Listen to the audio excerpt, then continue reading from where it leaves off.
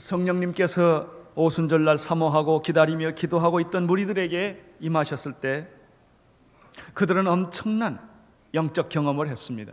불의 혀같이 갈라진 것을 보게 되었고, 바람, 호련히 급하고 강한 바람 같은 소리를 듣게 되었고, 성령이 그 집에 가득 차 있는 것을 보게 되었습니다. 뿐만 아니라 그들은 성령의 임재를, 성령의 만남을 그들은 실제로 경험했습니다. 성령의 충만함이 있었을 때 그들은 성령의 말하게 하심을 따라 다른 방언으로 말하기 시작을 했습니다. 그때 천하 각국으로부터 온 사람들이 예루살렘에 집결해 있었는데, 바로 그들은 성령 받은 이들을 목격하게 된 것입니다. 그들은 성령 받은 이 사람들을 목격했을 뿐만 아니라 그들이 다른 방언으로 말하는 것을 듣고 소동하며 다 놀라 기이 여기기 시작을 했습니다. 사람들은 그 현상을 믿을 수가 없었습니다. 믿을 수가 없었기 때문에 조롱하기 시작을 했습니다. 어떤 이는 조롱을 했고, 어떤 애들은 새술에 취한 것이라고 말하기도 했습니다. 그렇습니다. 가짜 성령이 오면 소동하지 않습니다. 그러나 진짜 성령님이 오시면 난리가 나는 것입니다. 교회가 논쟁이 생기고 충격을 받고 갈등을 하고 몸부림을 하는 것입니다. 이것은 진짜 성령님이 오셨기 때문입니다.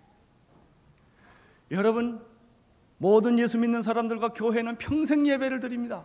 우리가 일주일에 예배 드리는 것이 얼마나 많습니까? 그러나 정말 예배가 생기기 시작하면, 회개가 있는, 성령이 계시는, 그리스도가 영광을 받는, 하나님의 영광을 받는 참된 예배가 내 안에서 이루어지기 시작하면 소동이 일어납니다. 예배를 드리면서도 소동이 안 일어나는 것은 예배가 아니기 때문에 그렇습니다. 정말 성령님이 오시면, 정말 예배가 이루어지면 우리는 충격을 받고 소동을 하게 됩니다. 오순절날 성령이 임하여서 바로 그 성령 받은 사람을 목격을 했을 때, 그들이 하고 있는 일들을 목격했을 때 사람들은 일대 대소동이 일어났습니다. 이때 베드로가 성령의 감동을 받아 일어났습니다. 11 사도와 함께 서서 그는 큰 소리로 외쳐서 말씀하기 시작을 했습니다. 바로 이것이 설교입니다. 설교란 사람이 생각을 말하는 것이 아닙니다. 설교는 강연이 아닙니다. 설교는 세미나가 아닙니다. 설교는 깊은 지식의 축적을 이야기하는 것이 아닙니다. 논문 발표도 아닙니다. 설교는 성경 공부도 아닙니다. 우리는 성경 공부할 수 있습니다. 성경을 읽고 연구하고 기도하고 묵상하며 성령의 인도를 받습니다. 그러나 설교는, 진정한 설교는 성령님이 하시는 것입니다. 선포하는 것입니다. 설교는 당신들이 이렇게 살았으면 좋겠다가 아닙니다. 이렇게 사십시오라고 말하는 것입니다. 회개했으면 좋겠다고 말하는 것이 아니라 성령님께서 당신에게 회개를 명하셨습니다라고 선포하는 것입니다. 예수를 믿으시오라고 말하는 것입니다. 성령님이 베드로를 통하여 설교하십니다. 어떤 설교를 했습니까? 첫 번째 설교는, 지금 일어나고 있는 이 성령의 역사는, 지금 너희들이 목격하고 있는 이 성령의 역사는 인간이 의도적으로 조작해서 만든 사건이 아니라는 것입니다. 많은 일들이 인간이 조작해서 만듭니다. 정부의 사건도 국가의 사건도 많은 사람들이 다 뒤에서 조정하는 것이 있습니다. 심지어 부흥회도 종교 집회도 조작할 수가 있습니다. 그러나 진정한 성령의 사건은 인간이 의도적으로 조작해서 계산해서 만든 사건이 아니었다는 것입니다. 이것이 베드로의 설교. 동시에 이것은, 성령의 사건은 인위적인 사건이 아닐 뿐만 아니라 우연한 사건도 아니었다. 그러면 성령의 사건은 무엇인가? 그것은 하나님이 예비하신 사건이었다. 하나님이 약속하신 사건이었다. 더구나 그 사건은 구약 요엘서에서 예언한 사건의 응답이 바로 오순절 성령 사건이었다는 것입니다. 이것이 베드로의 첫 번째 설교의 요지입니다. 다음에 두 번째 베드로는 계속해서 다른 주제로 설교하기 시작을 했습니다. 22절입니다. 같이 읽겠습니다. 시작.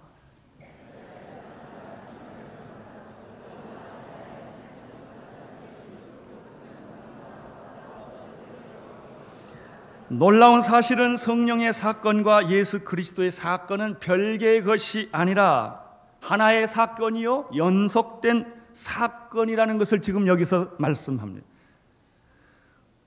우리들이 성령 사건을 오순절을 이해할 때 이 오순절에 나타난 현상만을 가지고 이야기하기가 쉽습니다.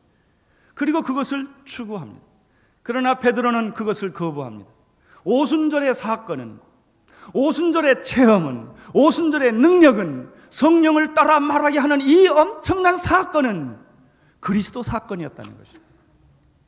그리스도 사건 없는 성령 사건이 없다는 것입니다. 이것은 그리스도의 사건과 별개의 것이 아니라 하나요 연속적인 사건입니다. 그러면 오순절의 성령은 어디서 근거한 것입니까? 우리는 이것이 우연한 사건이 아니요 인위적인 사건이 아니라고 말했습니다. 그것은 구약 요엘서에서 예언한 사건이었고 하나님이 약속하신 사건이었고 하나님께서 예비하신 사건이라고 말씀을 드렸습니다. 그렇다면 성령의 사건은 어떤 의미가 있습니까? 성령의 사건은 어디서부터 온 것입니까? 오늘 성경은 22절에서 그것은 예수 그리스도로 말미암은 것이라는 것입니다. 대부분 사람들이 성령에 대해서 말씀하실 때 실수하는 부분이 여기에 있습니다. 온누리교회만 성령 운동을 합니까? 아닙니다. 과거에도 많은 교회가 해왔고 그것 때문에 교회는 변화되었고 갱신되었고 부흥되었고 세계 선교 역사는 일어났던 것입니다. 앞으로도 많이 할 것입니다. 그러나 과거나 지금이나 앞으로도 이 성령 운동을 할 때 가장 중요한 치명적 실수는 무엇인가? 그리스도를 높이지 않는 데 있는 것입니다. 그리스도를 얘기하지 아니하고 성령의 현상만 이야기할 때 그것은 잘못된 성령의 운동이 되는 것입니다. 진정한 성령의 운동은, 정말 성령의 역사는 그리스도를 높이는 데 있습니다. 그리스도의 사건을 선포하는 데 있습니다. 그리스도의 구원을 선포하는 데 있습니다. 예수 그리스도를 영화롭게 하는 데 있는 것입니다. 그러므로 성령이 말해지는 것, 성령이 임재하는 곳마다 예수 그리스도께서 높여지는 것입니다. 예수의 사건이 없이 성령 사건이 없다는 것입니다. 이것이 지금 베드로가 얘기하고자 하는 두 번째 설교의 요지입니다. 그러면 베드로가 소개했던 예수님은 어떤 분이십니까? 세 가지로 예수님을 소개하고 있습니다. 첫째는 예수 그리스도의 삶을 소개하고 있습니다. 두 번째는 예수 그리스도의 죽음을 소개하고 있습니다. 세 번째는 예수 그리스도의 부활을 소개하고 있습니다. 22절을 다시 한번 보시기를 바랍니다. 시작.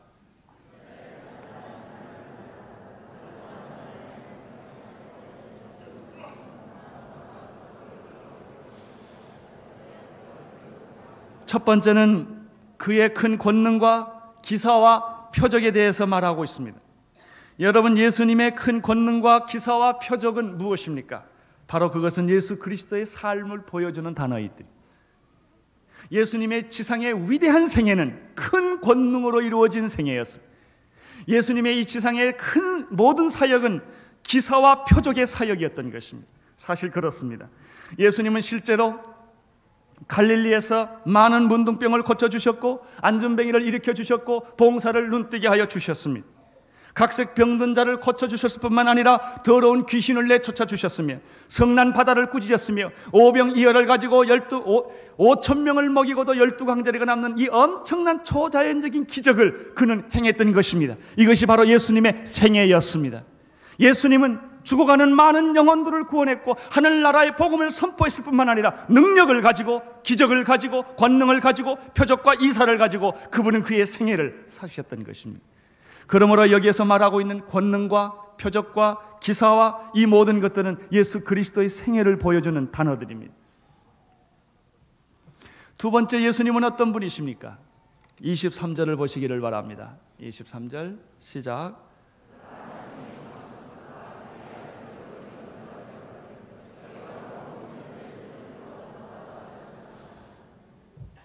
이 23절은 바로 예수님의 십자가를 말하고 있는 것입니다. 십자가란 무엇입니까? 그것은 하나님의 정하신 뜻이었습니다. 예수님이 십자가를 치시고자 하지 않았습니다. 예수님은 십자가를 피하고 싶었습니다. 아버지여, 내 뜻대로 이 십자가를 피할 길은 없습니까? 그러나 내 뜻대로 마옵시고 아버지의 뜻대로 하시옵소서. 십자가란 하나님의 뜻이요, 하나님의 정하신 뜻이요, 하나님의 구원의 계획입니다. 이것은 미리 아신 대로 내어준 바 된 사건이었습니다. 이게 십자가입니다. 예수님은 이 하나님의 뜻에 순종을 한 것입니다. 그리고 십자가를 지셔서 우리를 구원하신 것입니다. 근데 여기 재미있는 표현을 여러분이 보시길 바랍니다. 그가 하나님의 정하신 뜻과 미리 하신 대로 내어준 바 되었거늘, 하나님에게서는 그렇단 말입니다. 십자가. 그러나 인간에게 있어서 십자가란 무엇입니까? 너희가 법 없는 자들의 손을 빌어 못 박아 죽은 것이 십자가였다, 이런 얘기.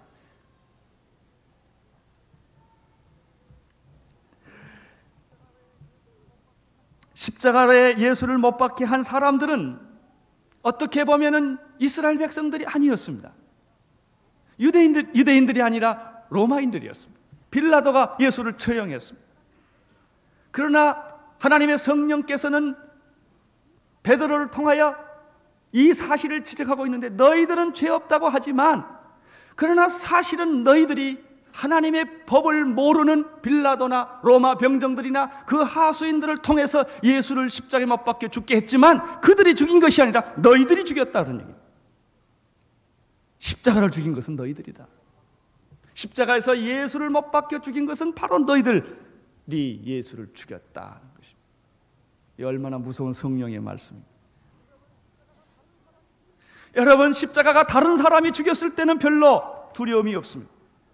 그러나 내가 예수를 죽였다고 했을 때는 이건 보통 일이 아닙니다. 이번에 사정의 일이 다른 사람이 일일 때는 아무 상관이 없습니다. 그러나 그것이 장본이 일 때는 밤잠을 못 자는 것입니다. 여러분이 죽인 것입니다. 십자가는 유태인들이나 로마인들이 죽인 것이 아니라 바로 여기 앉아있는 여러분들이 죽인 것입니다. 이것이 십자가. 세 번째, 예수님의 부활에 대해서 이야기하고 있습니다. 24절을 읽으시기를 바랍니다. 시작.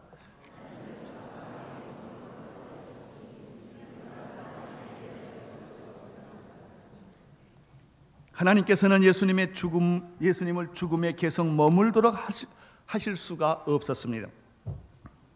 사망의 고통을 풀어주셨다고 말했습니다. 예수님이 어떻게 부활하셨겠습니까? 하나님이 사망의 고통의 빗장을 열어주셨기 때문에 예수께서 부활하신 것입니다. 마귀는 예수를 사망의 고통의 빗장을 걸었습니다. 죽음이라고 하는 빗장을 예수에게 걸었습니다. 그러나 하나님께서는 3일 후에 그것을, 사망의 고통의 빗장을 풀어주신 것입니다. 이 사망의 고통을 풀어 예수를 다시 살리게 하셨습니다. 그 다음 성경 구절에 이런 말이 있습니다. 그가 사망에 매여 있을 수 없느니라. 여러분, 예수님은 죽음에 얽매일 수 있는 분이 아니십니다. 예수는 길이요 진리요 생명이요, 그는 부활이십니다. 어떤 죽음도, 어떤 사망의 고통도 예수를 묶어놓을 수가 없습니다. 하나님이 사망의 고통을 풀으시고 예수님은 죽음에 머물러 있는 분이 아니십니다. 그분은 부활하셨습니다. 죽음을 이기셨습니다. 사망 권세를 깨뜨리신 것입니다. 모든 악의 세력을 짓밟아 버린 것입니다. 그는 무덤에 갇힌 분이 아니라 리즌로, 살아계신 주님이십니다. 예수님이 사망에 얽매일 수 없다는 뜻은 무엇입니까? 우리도 사망에 얽매이지 않는다는 뜻입니다. 여러분은 고통에 얽매이지 않습니다. 마귀에게 얽매일 수가 없습니다. 질병에 얽매일 수가 없습니다. 우리는 세상의 어떤 것에서도 얽매임을 받지 않는 사람입니다. 우리는 죽음을 초월한 사람들입니다. 예수를 사망에 묶어둘 수 없었던 것처럼 우리를 사망에 묶어둘 수 없을 것입니다. 지금 베드로는 성령의 감동을 받아 설교를 하고 있습니다.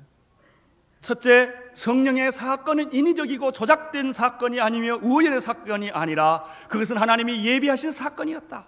요엘서의 예언의 응답이었다 그랬습니다. 두 번째, 이 성령의 사건의 중심, 주체는 예수 그리스도다. 예수 그리스도를 떠나서는 성령이라는 것은 존재하지 않는다. 성령이란 무엇인가? 그리스도의 능력 있는 삶이다. 성령이란 무엇인가? 그리스도의 대속적인 십자가의 죽음이다. 성령이란 무엇인가? 예수 그리스도의 승리의 부활인 것이다. 부활 없는 성령이 없고 십자가 없는 성령이 없고 그리스도의 삶이 없는 성령은 없는 것이다. 성령의 핵심과 성령의 주제는 예수 그리스도다, 이거예요 지금. 많은 그럼에도 불구하고 많은 성령을 말하는 사람들이 그리스도의 십자가와 그리스도의 부활과 그리스도의 삶을 설교하지 않고 성령만 말하기 때문에 그것이 이상해지는 것입니다. 진정한 성령의 세례란 무엇입니까? 그리스도의 삶이 임하는 것입니다. 진정한 성령의 세례란 무엇입니까? 그리스도의 십자가의 사건이 보혈의 능력이 내게 임하는 것입니다. 진정한 성령 세례는 무엇입니까? 예수의 부활이 나의 부활이 되는 것입니다. 그것이 성령입니다. 이 성령 체험을 지금 이야기하고 있는 것입니다. 특별히 이 세 가지를 얘기하면서 베드로는 이 부활의 부분은 쉽게 넘어갈 수가 없었습니다. 왜냐하면 이 부활의 부분이, 부활의 사건이 죽음을 깨뜨리시고 사망 권세를 깨뜨리시고 무덤에서 예수를 부활시켜서 승리하게 하셔서 통치자로, 왕으로, 구세주로, 승리자로 되었던 이 사건이야말로 바로 성령 사건이기 때문에 그렇습니다. 그러므로 진정한 오순절은 무엇인가? 부활입니다. 부활의 능력이 실제적으로 예수에게만 나타나는 것이 아니라 오늘 그 부활의 능력이 여러분과 나에게 나타나게 되는 사건이라는 것입니다. 할렐루야. 여러분, 하나님은 예수님을 부활시켰습니다. 그러나 그 부활이 나에게도 임해야 되지 않겠습니까? 여러분, 죽은 자는 살겠고 무릇 살아서 믿는 자는 영원히 살리라. 내가 이것을 믿는 부활입니다. 예수의 부활이 나의 부활이 되어야 되지 않겠습니까? 예수님의 부활이 있습니다. 이 예수님의 부활이 나의 부활이 되는 사건이 오순절 사건, 이 성령 사건인 것입니다. 그래서 베드로는 여기서 놀랍고 절묘하게 구약의 다윗의 부활 신앙을 인용을 합니다.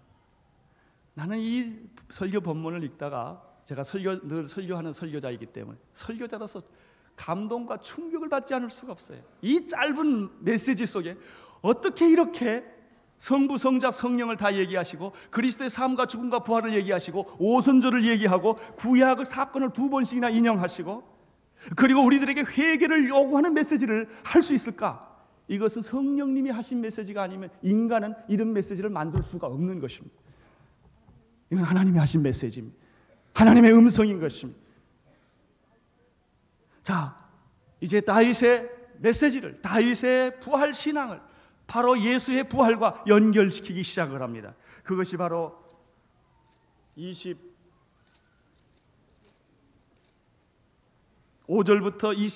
28절까지의 이야기입니다. 같이 읽겠습니다. 시작.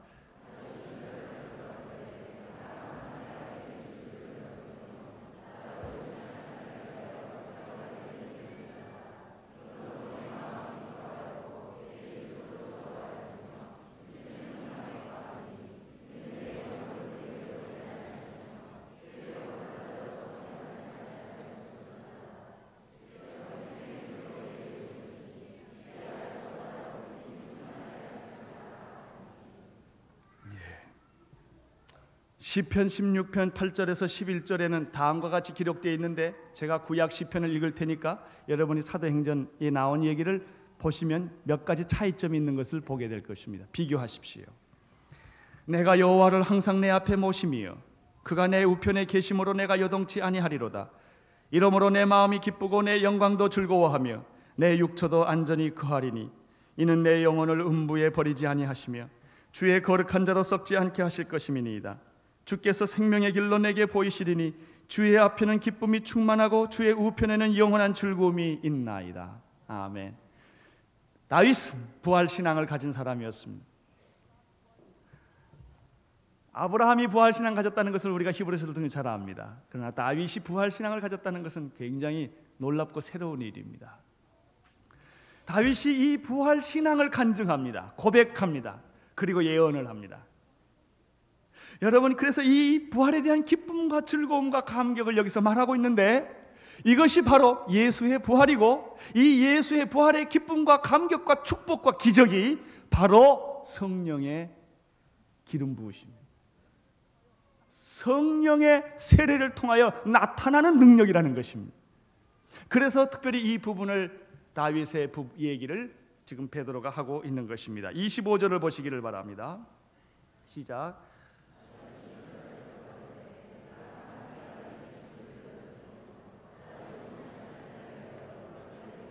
다윗의 부활 신앙은 어떻게 묘사되어 있습니까? 자기 앞에 주님이 항상 계시다고 말합니다. 내 앞에 계신 주를 내가 배웠으며, 내 앞에 계신 주님을 내가 모시었으며, 내 앞에 계신 주님을 내가 예배하고 찬양하고 있었으며, 그분은 공기처럼 내 앞에 한 번도 떠나보신 일이 없다는 일. 또 이런 표현을 했습니다. 그분은 내 우편에 계시며, 내 오른편에 그분은 늘 계시며. 이 말은 무슨, 그분은 졸지 아니하시며 주무시지 아니하시며 계시다가 안 계시다가 사라지는 분이 아니시며 영원하신 분이시며 영원히 존재하시는 분이시며 나의 예배의 대상이 되시는 살아계신 그분이십니다. 여러분, 그분이 내 앞에 항상 계시고 그분이 내 오른편에 늘 계시기 때문에 다윗은 무엇이라고 말했습니까? 나는 뭐하지 아니하리로다. 요동치 아니하리로다. 이 세상이 얼마나 요동합니까? 성난 바다와 같지 않습니까? 언제 어떻게 될 줄 누가 합니까? 언제 교통사고로 죽을지, 언제 무슨 일을 당할지, 언제 망할지 아무도 알 수가 없습니다. 이런 요동하는 세상 속에서 살아계신 하나님이 내 앞에 계시며 그분이 내 우편에 계시기 때문에 나는 결코 내 심령이 요동하지 아니하노라. 아멘. 이 부활신앙, 나는 여러분에게도 이런 고백이 있게 되기를 바랍니다. 부활신앙을 가진 다윗은 세 가지 간증을 했습니다. 26절입니다. 시작.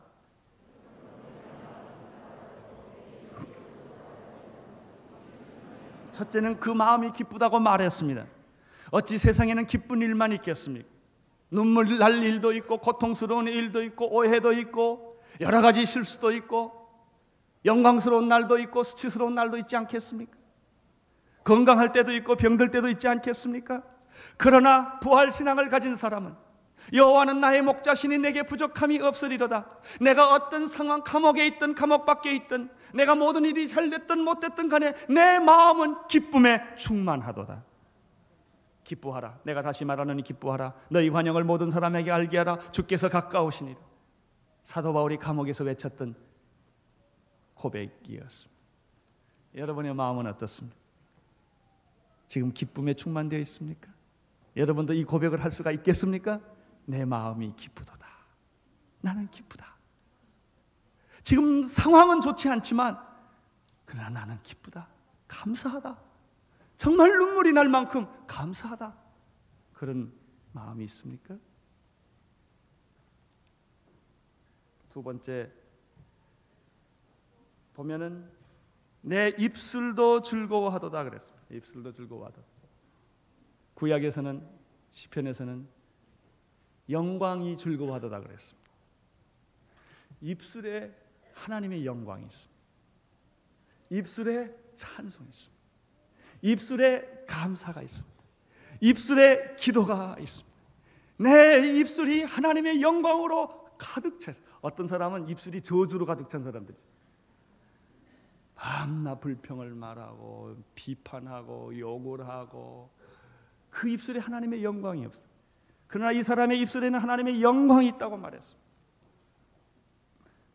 셋째, 무엇이 희망이 있다고 말했습니까? 육체가 희망이 있다고. 어찌 육체가 희망이 있겠습니까? 썩어질 육체.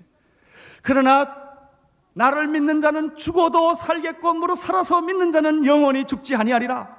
우리는 몸의 부활을 믿습니다. 영광스럽게 우리는 부활할 것을 믿습니다. 우리의 육체가 소망을 갖는 것입니다. 희망이 있는 것입니다. 다윗이 이런 고백을 했습니다. 27절을 보십시오. 27절 시작.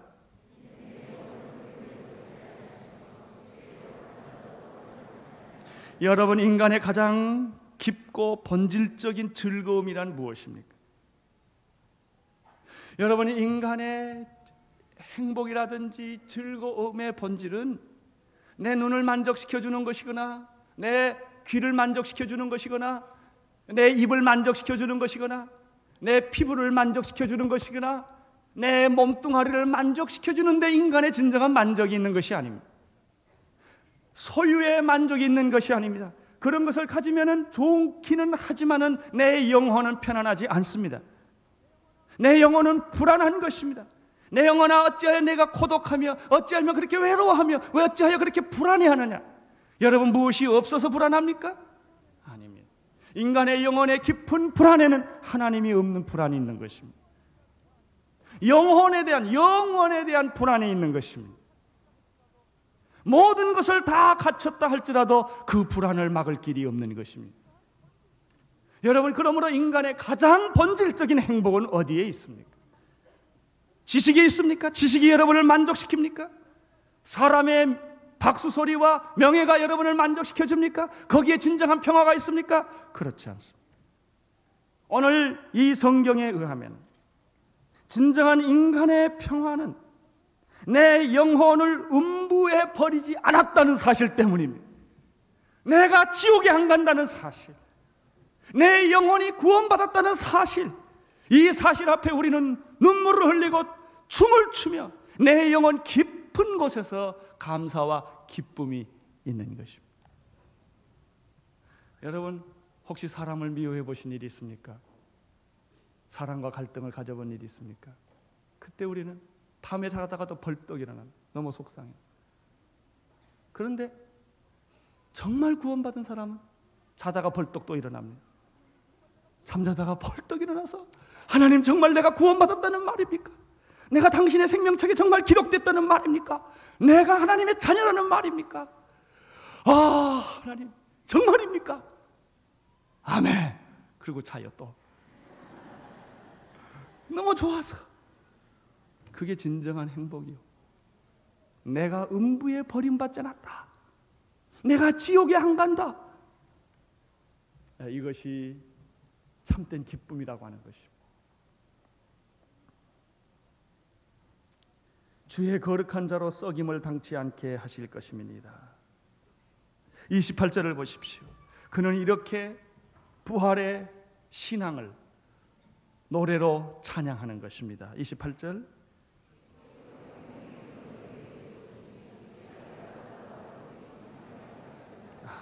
할렐루야. 이건 꼭 신약을 요한복음을 읽는 것 같죠?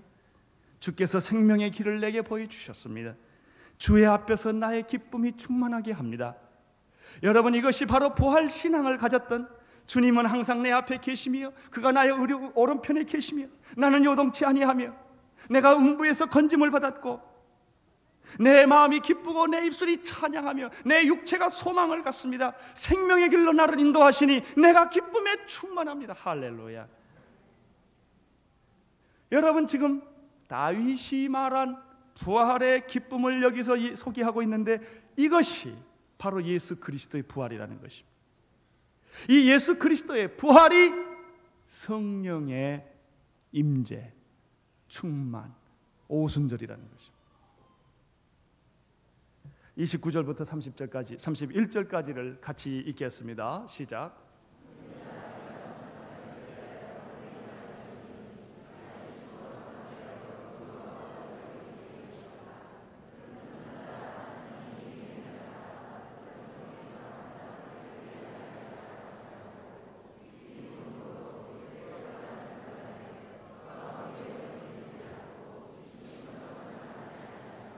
다윗은 분명히 죽어서 장사되었습니다. 그 묘가 오늘날까지 전해오고 있습니다. 지금도 이스라엘을 방문한 사람들은 다윗의 초라한 묘를 발견하게 될 것입니다. 그러나 다윗은 죽어서 묘에 갇혀 있지만은 다윗 자손 중에서 한 사람이 나타나게 될 것이라는 것입니다. 다윗의 가문의 씨가 나타나게 될 것이라는 것입니다. 그러나 그 다윗의 가문에서 나타난 사람은 음부에 버림받지 아니하고 육신이 썩지 않게 되는데 그분이 곧 그리스도십니다. 그분이 곧 그리스도십니다. 그리스도의 부활입니다. 31절을 보십시오.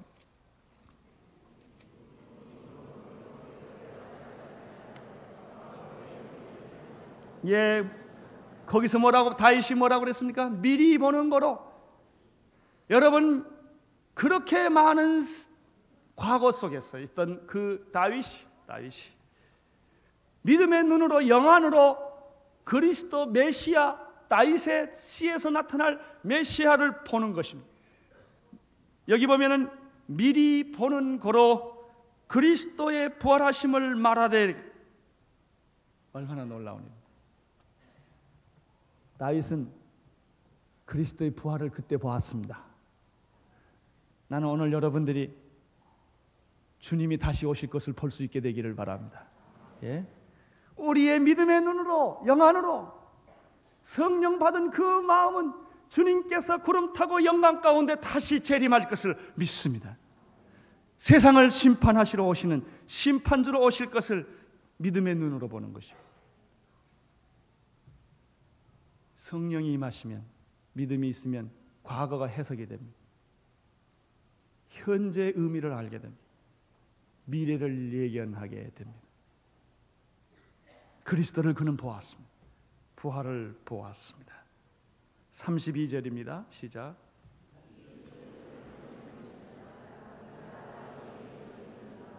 여러분, 이 설교가 얼마나 절묘합니까? 참 어찌 이런 설교를 할 수가 있을까? 이건 사람이 하는 설교가 아닙니다. 자, 다윗이 미리 그리스도를 부활을 보았습니다. 그런데 그 보았던 그 그리스도를 베드로가 지금 뭐라고 말합니까? 하나님이 이 그리스도를 약속대로 다시 살려주셨는데 내가 증인이다 그랬습니다. 다윗과 베드로가 지금 만나는 거예요. 얼마나 놀랍습니다. 그 다윗이 예언한 사건은 지금 베드로가 친히 경험하고 목격한 사건이요, 이 사건은 바로 여러분이 경험하고 목격한 사건입니다. 이렇게 말을 합니다. 예수를 하나님이 살리셨다. 다윗이 말했던 그 부활이 지금 이루어졌다. 나는 이 일의 목격자다. 그렇습니다. 베드로와 사도들은 예수의 십자가 처형을 목격한 사람들.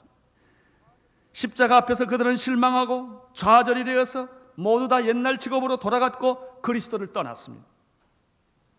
그런데 놀라운 일이 생겼습니다. 믿음의 여인들을 통하여 예수께서 부활하셨다는 소식을 듣게 된 것입니다. 이 소식을 들은 베드로와 요한은 무덤을 달려갔습니다. 무덤에 달려가서 들어가 보니까 돌문이 열렸고 무덤은 비어있고 세마포는 곱게 개켜 있었습니다. 이것은 믿을 수 없는 일이었습니다. 그러나 사실이었습니다. 왜냐하면 예수님은 부활하셨기 때문입니다. 그 후에 예수님은 여인들에게 나타났습니다. 그 후에 예수님은 베드로와 11 사도들에게 나타났습니다. 숨을 쉬면서 평안이 그대들에게 있을지어다. 숨을 쉬면서 성령을 받으라 라고 말을 했습니다. 의심하는 도마에게도 예수님은 나타나서 두 손과 옆구리를 보여주셨습니다. 엠마오의 두 청년에게도 예수님은 나타나셨습니다. 베드로와 제자들이 고기 잡는 새벽에 예수님은 해변가에 나타나셔서 고기를 구워 그들을 먹였던 것입니다. 일시에 500여 형제들에게도 보인 일이 있었습니다. 승천하기 직전에 주님은 지상 명령을 주시면서 가서 모든 족속으로 제자를 삼으라 라고 말씀을 하셨습니다. 그렇습니다. 분명한 사실은 베드로와 다른 제자들이 예수의 부활을 목격했다는 사실입니다. 그런데 예수의 부활을 목격한 이것은 바로 다윗이 미리 보는 그리스도의 부활과 일치했던 것입니다. 그 다윗이 보았던 부활의 감격과 기쁨과 승리와 그 능력이 지금 사라져 있었어요. 없어져 있었어요.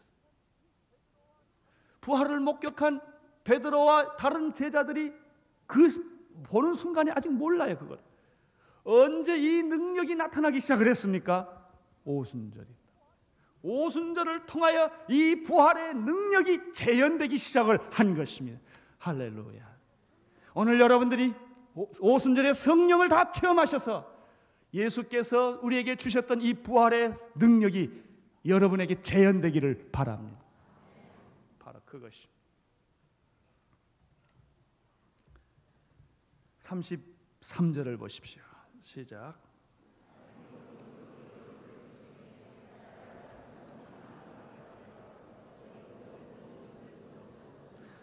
지금 베드로의 설교 중에서 가장 핵심적인 중요한 구절이 33절입니다.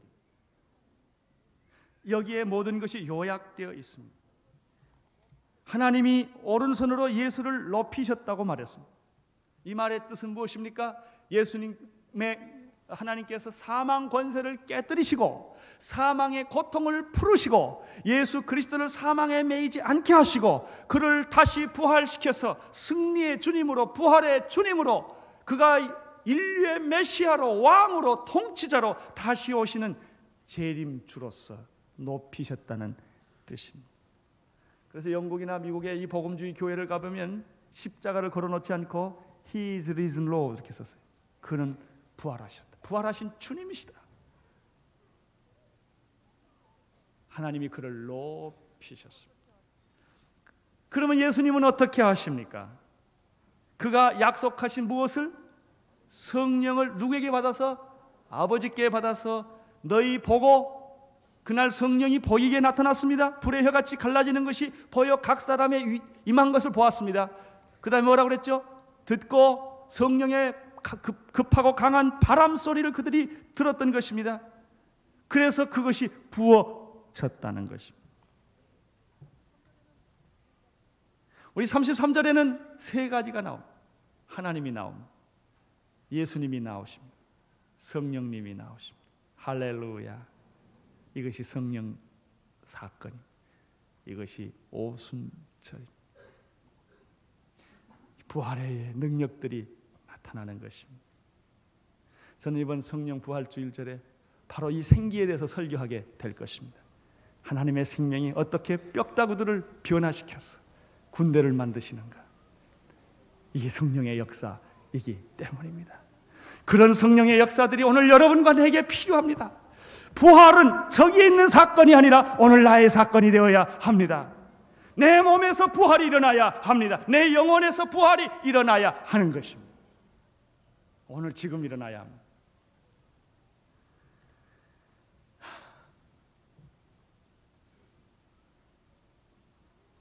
부활의 능력, 부활의 기쁨, 부활의 승리, 부활의 축복은 성령의 기초와 모체가 됩니다.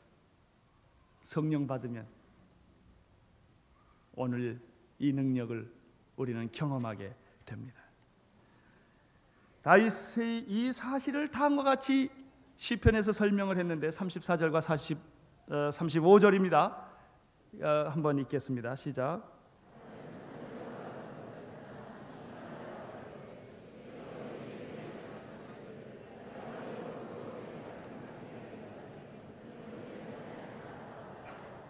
여기서 첫 번째 주는 하나님이시고 두 번째 주는 예수님이십니다.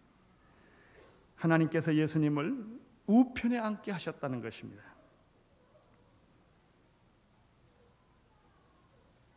이제 베드로는 36절에서 결론을 내립니다. 어떤 결론입니까? 시작.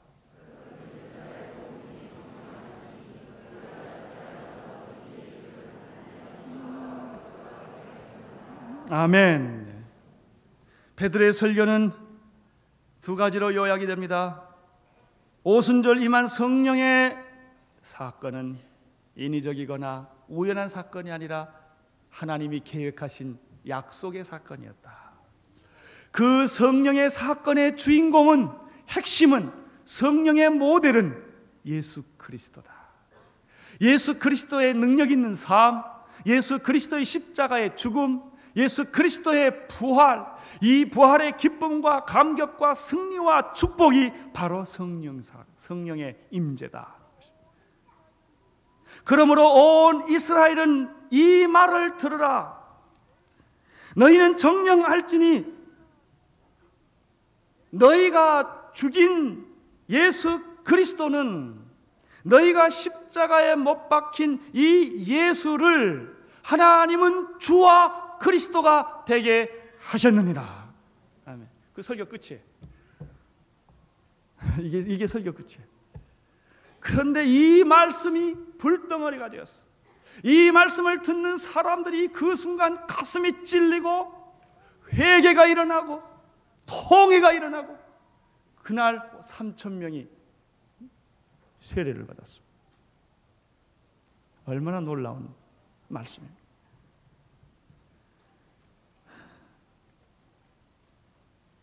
우리가 죽였던 그분이 우리의 주님이셨습니다. 내가 배신했던 그 사람이 나의 주님이었습니다.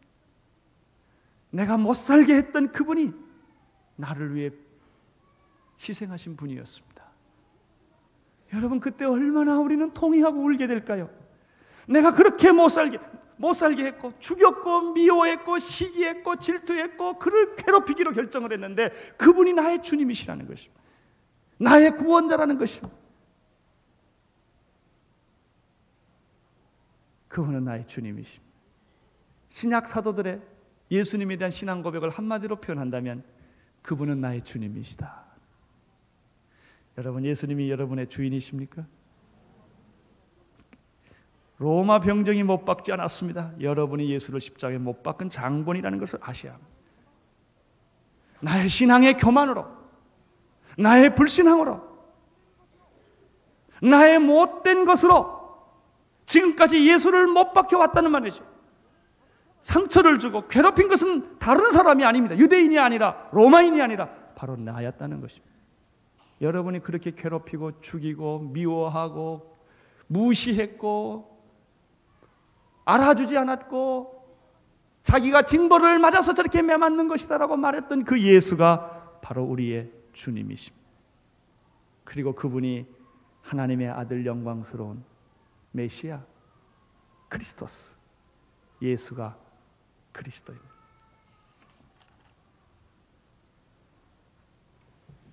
하나님의 나라는 먹고 마시는 것이 아니라 오직 성령 안에서 의와 평강과 희락입니다. 하나님의 나라는 말에 있지 아니하고 능력에 있습니다. 오늘 그동안 우리는 성령님을 사모해 왔습니다. 소리쳐서 기도도 해봤고 몸부림도 쳤고 많은 걸 했습니다.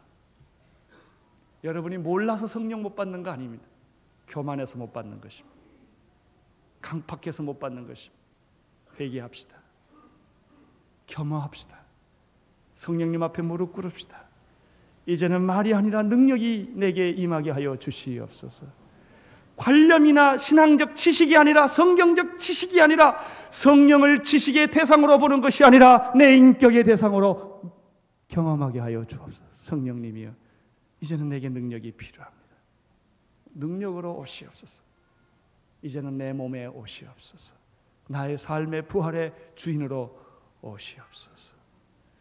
이런 축복이, 이런 사모함이, 이런 간절함이 여러분 개인 한 사람 한 사람에게 있게 되기를 바랍니다. 한 가지 더 기억할 것이 있습니다. 귀신 들린 아이를 가진 부모를 기억하십니까? 제자들이 못 쫓아주었습니다. 예수에게 왔습니다. 그가 뭐라고 말했습니까? 예수님, 할 수 있거든 내 아들을 고쳐주십시오. 예수님은 그 아들이 문제가 있는 것이 아니라 그 부모가 문제 있는 것을 발견을 했습니다. 그 부모의 신앙 속에 절대로 믿는 믿음이 없고 할 수 있거든, 주님이 해볼 수 있으면 한번 고쳐주십시오라는 연약한 의심하는 믿음이 있었던 것입니다. 그때 예수님께서 할 수 있거든이 무슨 말이냐, 믿는 자에게 능치 못함이 없거든, 너 믿음부터 고쳐라. 그때 이 부모가 주여 내가 믿습니다라고 소리를 지릅니다. 그런데 자기에게 믿음이 없는 것을 발견합니다. 나의 믿음 없는 것을 도와주시옵소서. 그때 그 아이가 귀신이 나갑니다. 여러분, 문제는 성령님이 덜 오셔서가, 오시기 싫은 것도 아니고 성령님이 우리를 미워해서도 아닙니다. 우리에게 간절함이 없기 때문입니다. 몸부림이 없습니다. 생명을 거는 그런 애타는 마음이 없습니다. 나는 오늘 여러분들이 그런 애타는 마음이 생기게 되기를 바랍니다. 간절한 마음이 생기기를 바랍니다. 내가 이 하나님을 만나지 아니하면 난 죽어버리겠다. 죽으면 안 되겠지만 그런 그 간절한 마음. 지금 밥 먹는 게 문제가 아니다. 직장 가는 게 문제가 아니다. 나는 하나님을 만나야 한다. 하나님에 대한 목마름, 하나님에 대한 갈증, 성령님에 대한 목마름. 주님, 나는 지금까지 너무 얕은 물에서만 살아왔습니다. 그것이 신앙의 전부인 줄 알고 살아왔습니다. 몇십 년을 나는 그렇게 살아왔습니다. 이제는 내가 성령의 깊은 바다에 들어가기를 원합니다. 깊은 물에 들어가기를 원합니다. 성령의 깊은 지식에 들어가기를 원합니다. 내 영혼의 깊은 곳에 들어가기를 원합니다. 여러분이 이런 간절한 마음이 있게 되기를 바랍니다. 지금 우리는 예배를 거의 다 끝나갈 것입니다. 나는 예배를 마치고 여러분이 돌아가다 자동차 운전하면서도 성령 받기를 바랍니다. 그런 분이 있었습니다. 운전을 하고 가다가 너무 하나님에 대한 목마름과 갈증이 있었는데 성령이 임하기 시작을 했어요. 그는 운전을 하면서 수도할 수는 없지만 성령이 강권하는 것을 느꼈습니다. 성령이 움직이는 걸 그가 느꼈습니다. 울면서 회개하며 운전하기 시작합니다. 너무 성령이 강력하게 임하기 때문에 그는 한 곁에 자동차를 세워두고 거기서 무릎을 꿇고 회개하고 성령의 충만함을 받았다는 것입니다. 오늘 여러분도 그런 경험을 하고 싶지 않습니까? 여러분이 공부하다가 어쩐지 어젯밤은 잠을 잘 수가 없었다. 그것은 성령님이 여러분에게 말씀하시는 날이 아니었습니까? 우리는 너무나 많은 기회를 잃어버리고 있습니다. 많은 기회를 보내고 있습니다. 오늘 또 성령님은 여러분을 만나시기를 원하십니다. 부활의 능력을 여러분에게 주기를 원하고 계십니다. 기쁨을 주기를 원합니다. 입술에 찬양을 주시기를 원하십니다. 여러분의 육체의 소망을 갖게 되기를 주님은 원하십니다. 기도하겠습니다. 우리 통성으로 같이 성령님이여 오시옵소서. 간절한 마음으로 사모하시고 기도하시기를 바랍니다. 하나님 아버지, 오시옵소서. 채우시옵소서. 걸어가게 하여 주시옵소서. 불러오시옵소서. 바람처럼 오시옵소서. 내 영혼 깊은 곳에 하나님의 음성이 있게 하여 주시옵소서. 사모함이 있게 하여 주시옵소서. 기적이 나타나게 하여 주시옵소서. 다윗이 경험했던 그 부활의 경험이 나의 경험이 되게 하시고 아브라함의 경험이 나의 경험이 되게 하여 주시옵소서. 베드로의 경험이 나의 경험이 되게 하여 주시옵소서. 이제는 귀로만 들었고 뭘 보기만 했지만 이제는 내가 경험하게 되기를 원합니다. 주여 오시옵소서. 주여 인도하여 주시옵소서. 하나님 아버지, 이제는 내가 주님을 멀리서만 배웠으나 이제는 만나게 하옵소서. 이제는 멀리 듣기만 했지만 보게 하시고 체험하게 하여 주옵소서. 성령 없이 살 수 없습니다. 하나님 없이 아무것도 할 수가 없습니다. 주여, 우리가 벌려놓은 이 많은 일들이 무슨 의미가 있겠습니까? 성령이 거두어 주지 아니하시고 하나님이 동행하지 아니한다면 인간이 만들어 놓은 이 모든 바벨탑이 무슨 의미가 있겠습니까? 주여 오시옵소서. 우리 성도들에게 오시옵소서. 이 교회에 오시옵소서. 불러오시옵소서. 바람처럼 오시옵소서. 한 사람 한 사람에게 만나 주시옵소서. 예수님 이름으로 기도합니다.